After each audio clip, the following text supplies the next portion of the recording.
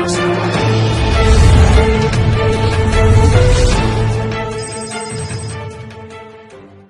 જો એમને જગાડવાની જરૂર પડે તો અમારું આ જે ડમરું છે એની અંદર તાકાત છે, એ દેવને જગાડવાની. એટલે દેવને જગાડવા માટે ડમરું જરૂરી છે, એટલા માટે હું લઈને આવ્યો છું. ભગવાન શિવને ડમરું પ્રિય છે. આજે મહાશિવરાત્રીના પાવન પર્વ ઉપર આપણે બધા ભેગા થયા છીએ ભગવાન શિવનો જન્મદિવસ ઉજવવા માટે. તો સૌથી પહેલા I would like to salute the soldiers who protect our country. I would like to salute our those who are sitting on the dais, because they are protecting our country, because we see many Tandav on this earth. આપણે ઘણા બધા પૃથ્વી પર તાંડવ જોઈએ છીએ.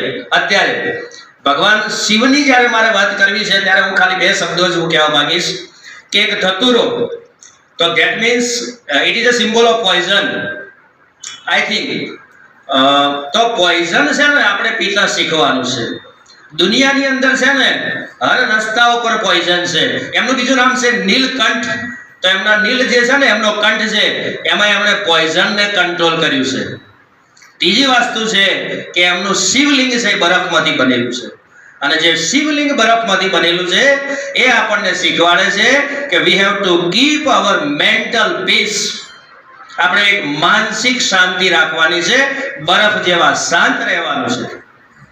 અને ક્રોધ, મોહ, માયા આ બધાથી જો આપણે પર થઈ જઈશું તો આપણે we can live a peaceful life on this earth. Let me live, let them live. આપણે જીવો, બીજાને જીવવા દો, અને તો જ આપણે આ જે બ્રહ્માકુમારીનું જે કેમ્પસ છે, બ્રહ્માકુમારીની જગ્યા છે, જ્યાં આપણને ફીલ થાય છે, we can feel the peace, we can feel the peace. જ્યારે આપણે અહીં આવીએ ને ત્યારે આપણને એક શાંતિનો અનુભવ થાય છે. તમે જો આના વાઇબ્રેશન જુઓ એમ કે તમે જ્યારે પગ મૂક્યો ને ત્યારે તમારી છે ને આખી જે હાર્ટ ફિલિંગ છે એ ચેન્જ થઈ ગઈ એમ. જે નેગેટિવિટી છે એ તમારા મગજમાંથી દૂર થઈ ગઈ એમ. તો આ જગ્યાનો એક પ્રભાવ છે એમ. તો if you want to live a peaceful life, come here and do meditation whenever you get the time.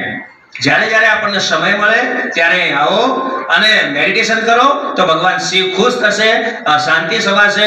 અને શાંતિ માટે આ જે કંઈ પ્રયત્નો બ્રહ્માકુમારી સંસ્થા દ્વારા થઈ રહ્યા છે એનો હું એપ્રિશિએટ કરું છું. બેન, તમે અમને બોલાયા, અમારી બાળાઓને ભાગ લેતા આમાં કર્યા, અમને ભગવાન શિવ વિશે જાણતા કર્યા, એ બદલ હું આપનો ખૂબ ખૂબ ધન્યવાદ માનું છું. અને ડાયસ ઉપર બેઠેલા ભરતભાઈ સાહેબને જો ભૂલતો ના હોય તો શું નામ?